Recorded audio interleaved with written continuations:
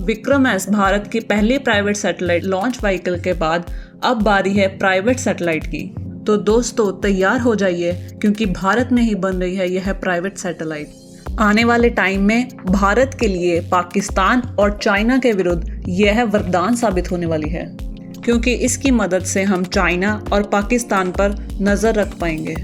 आपको जानकर हैरानी होगी कि इस सैटेलाइट की डेवलपमेंट DRDO या फिर इसरो ने नहीं, बल्कि IIT स्टार्टअप द्वारा की जा रही है। अब पाकिस्तान जैसे देशों को बचकर रहना होगा, जो कि पहले ट्विटर के जरिए भारत के लिए प्रॉक्सी वार का जाल बिछा रहे थे। तो वह दिन दूर नहीं जब 2024 के अंत तक यह सैटेलाइट लॉन्च के लिए तैयार होगी। यह सैटेलाइट स्पेशल सेंसर्स की मदद से बनी है, इसलिए इसकी हाई रेजोल्यूशन के साथ हम चाइना जैसे देशों की ज़मीन पर भी नज़र रख पाएंगे। तो दोस्तों आज हम इस बड़ी खबर के बारे में चर्चा करेंगे और देखेंगे कि क्या खास है इस सैटेलाइट में जो कि स्टूडेंट्स ने तैयार करी है। अगर आप हमारा कंटेंट पसंद करते हैं तो हमारे चैनल को सब्सक्राइब कर लीजिए।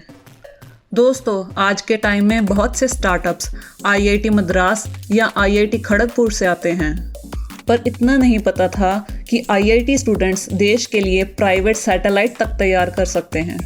पर मद्रास IIT स्टूडेंट्स ने यह काम कर दिखाया।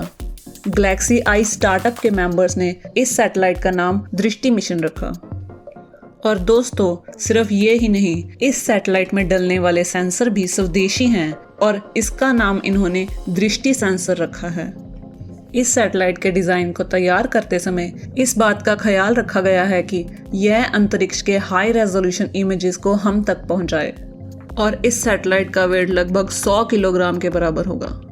आपको इस सैटेलाइट की खूबी बता दें कि दुनिया में इस जैसी माइक्रो सैटेलाइट्स में केवल एक ही सेंसर होता है, जबकि इसके फाउंडर का कहना है कि दृष्टि सैटेलाइट में एक से भी ज़्यादा सेंसर मौजूद होंगे। आगे बढ़ते हुए हम बात करते हैं कि इसकी प्रोडक्शन में लगभग 75% से भी ज़्यादा इंडिजिनाइज्ड कंपोनेंट्स का प्रयोग किया गया है। तो अगर यह मिशन सक्सेसफुल रहा तो भारत के पास एक्सपोर्ट मार्केट में एक और हुक्म का इक्का होगा। जी हाँ दोस्तों, भारत अपने फ्रेंडली देशों को यह सैटेलाइट एक्सपोर्ट कर पाएगा, क्योंकि आप भी जानते हैं कि आज के टाइम में भी बहुत सारे ऐसे देश हैं जो खुद सैटेलाइट नहीं बनाते और वो सैटेलाइट के लिए दूसरे देशों पर निर्भर करते हैं। बांग्लादेश इस बात का अच्छा एग्जाम्पल है, जो कि सैटेलाइट के मामले में चाइना पर निर्भर करता है। तो दोस्तों इस सैटेलाइट के फ़ायदे यहीं तक सीमित नहीं हैं, बल्कि हम दृष्टि सैटेलाइट को वेदर फॉरकास्ट के लिए भी यूज़ कर सकते हैं। तो यह कहना भी गलत नहीं होगा कि अब यह सैटेलाइट हमारे देश के बॉर्डर पर किसी भी वेदर में नज़र रख पाएगी। इनके अलावा अभी तक एक दिक्कत सामने आ रही है कि स्टूडेंट्स सैटेलाइट को तो तैयार कर लेंगे, मगर इसकी लॉन्चिंग कहाँ करेंगे। तो हो सकता है कि SpaceX या इसरो के साथ जुड़कर उसके लॉन्च पैड पर इसका लॉन्च संभव हो सके।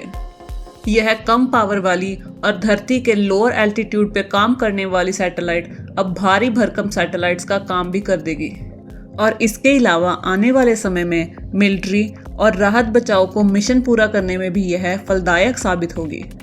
तो इस जैसे बहुत सारे ऐसे काम हैं जो सैटेलाइट द्वारा किए जाते हैं, तो हम उन सब को पूरा करने के लिए केवल SpaceX या इसरो पर ही निर्भर नहीं रह सकते, बल्कि इस जैसी सैटेलाइट्स की मैन्युफैक्चरिंग के लिए प्राइवेट सेक्टर्स की इन्वॉल्वमेंट भी ज़रूरी है। और इस काम में भारत सरकार बहुत आगे का सोच रही है।